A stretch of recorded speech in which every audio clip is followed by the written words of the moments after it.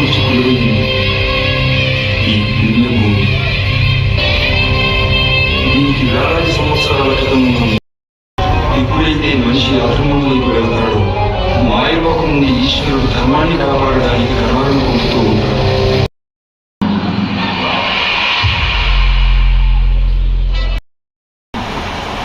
చూస్తున్నారా? ఏదో చేయట్రా, చెప్పి నిలబడలేదు పోరా.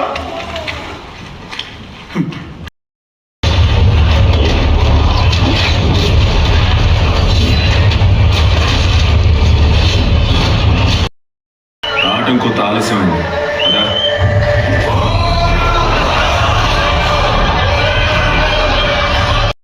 అది పైరుకుంటూ